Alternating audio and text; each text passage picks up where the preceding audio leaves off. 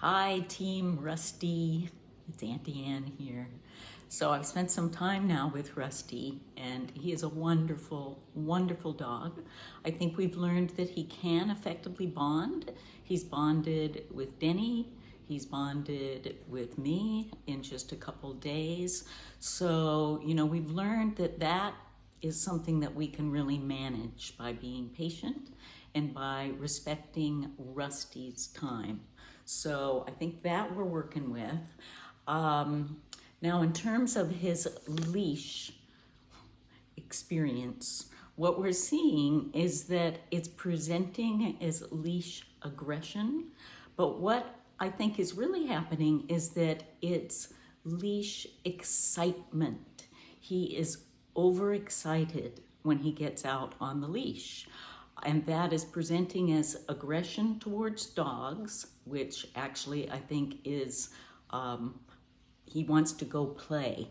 His experience of being around other dogs has been very unstructured. And so at this point, our toddler, Rusty, does not really have the manners that he needs to be able to join up and meet dogs. So that's one aspect. The other aspect is the triggers of unfamiliar objects, particularly people. And so that process is a part of desensitizing him to those, both of which are very achievable.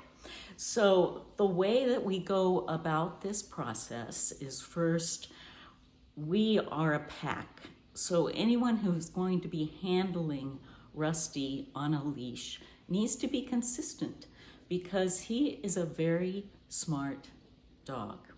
And so he knows if he gets away with something once, he will try it 20, 30, who knows how many more times until he's successful with that.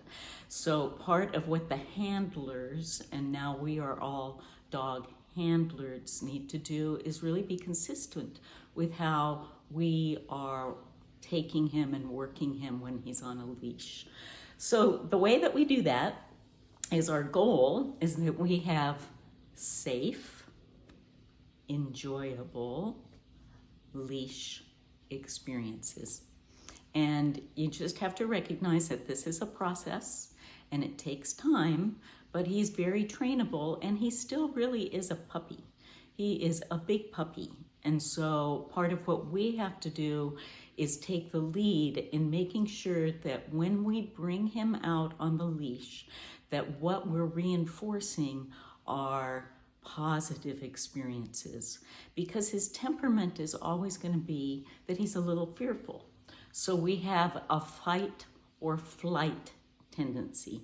So when he's not on a leash, if he gets frightened, we've all seen this, he will flight. He will go away. But when he's on a leash, it's kind of like the best defense is a good offense. If he gets overstimulated, overexcited, over fearful, he is defaulting to fight. And none of us want that. So what we have to do is, we have to establish that walking on a leash is a working walk. It's not a play date. It's not an excitable event. I kind of liken it to brushing your teeth. So when we go to take Rusty for a walk, the energy that we bring is we're just going to go brush our teeth. The fun, play, excitement energy kicks in when we're outside and we're playing fetch, or we're playing catch, or he gets to go to a dog romp at Holly's. All of that is very fun and excitable. So he still gets to have that. He gets to chew bones. He gets to have that experience. But when he is going out on a leash, on a walk, he needs to be safe. And it's not safe for that dog to be overexcited. And I would also say that this breed, they are bred to be working dogs. They want to work. They get stimulated by being asked to do certain things. So if you can imagine that you're driving on a long highway and you're just going straight for miles and miles, it's kind of boring. And we will never wear this dog out with a straight walk. He has got more energy than all of us put together.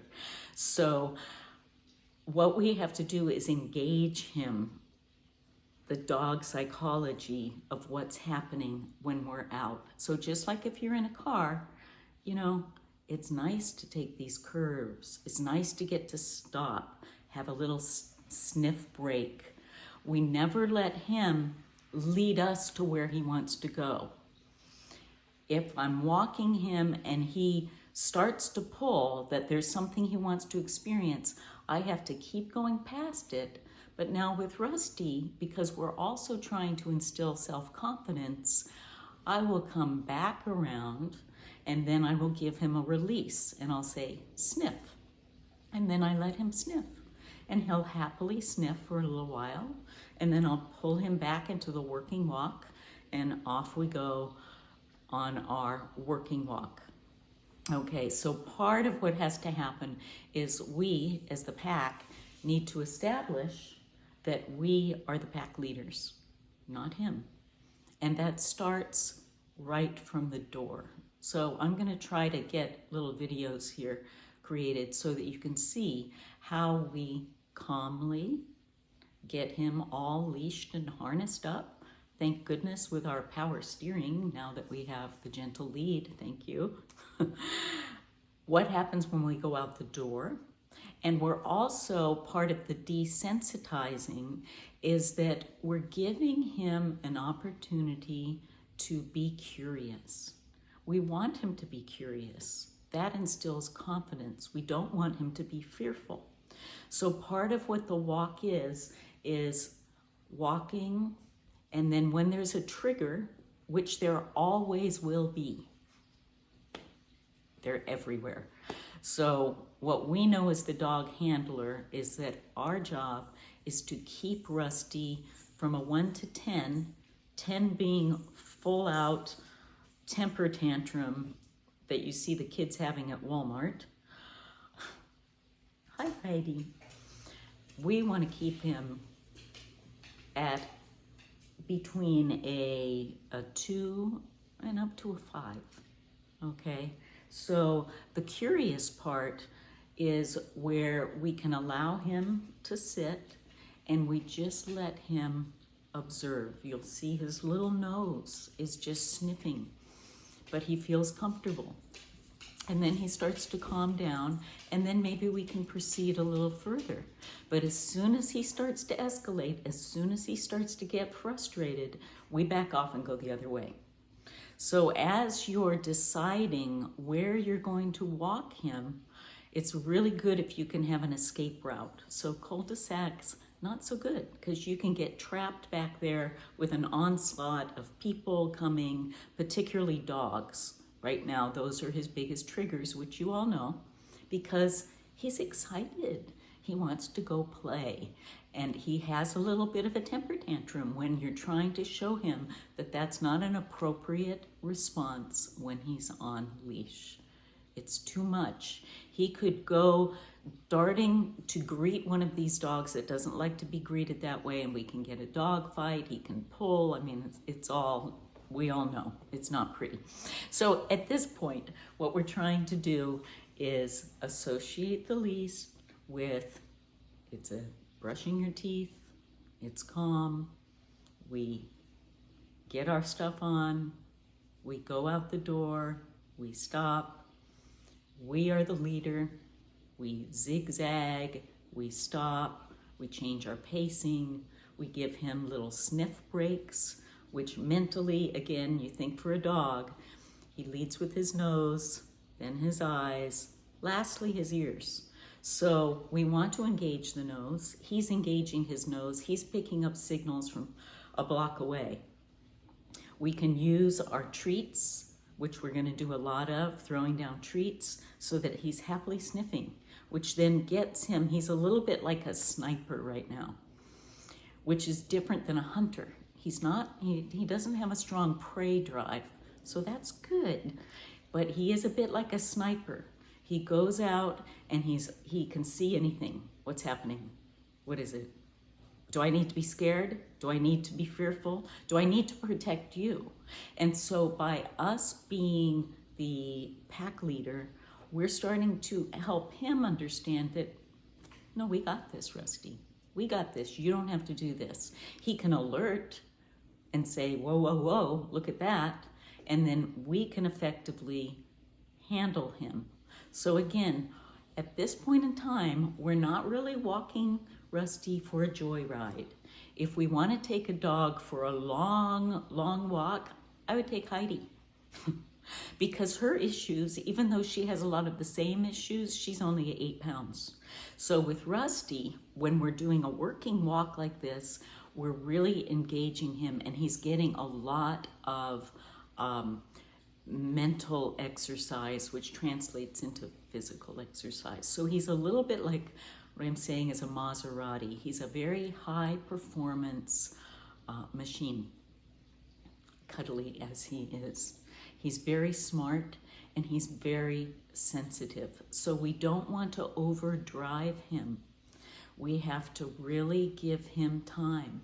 Sometimes on our training walks, I go, today we went down the street and we followed the postman. And it took us probably 20 minutes to just go down the street. But all of that was the desensitizing him so that he could gain a little self-confidence, right? And so every time you go out, it's going to be a learning experience. If you can go out as a pack, that really helps. He would be in the middle, the handler would be on one side, and then you would use the other person. One would be watching Rusty. What's his level? Where's he at? How calm is he? Is he getting overexcited? Do we need to revert back? The other is the one who's kind of doing the sniper with Rusty, because there's always going to be stuff that happens, whether or not somebody comes up behind you, somebody opens a garage, somebody gets out of a car. So we're always on alert when we're handling Rusty at this point. So again, I would just say you keep your voice commands to Rusty to near nothing, because we tend to overexcite him when we're correcting him, or even when we're reinforcing him. Good boy, Rusty, good boy. That just excites him. We don't want to excite him. So we're not going to punish bad behavior. We're going to be, like as Ted Lasso would say, we're going to be a goldfish. Something happens, we're going to learn from it. We're going to really pay attention to what are his triggers, how far away are his triggers, and then when he has an episode, which God knows he will, because he's just a little baby boy at this point, we're going to do our best to keep us all safe, which means I put myself between him and the trigger. I get him to sit, if at all possible, depending on how close they are, and then I can use my body as part of the protection. So we don't like to get to a level 10. We don't like those encounters, but they are inevitable. So be prepared and know that over time, as you desensitize him and condition him, that they will extinguish. It does take a lot of practice and a lot of patience. And so I hope Team Rusty can look at this part of the process as a real quality time with him. So his walks at this point, the exercise that he's getting is really a lot of play sessions in the back and a lot of working walks.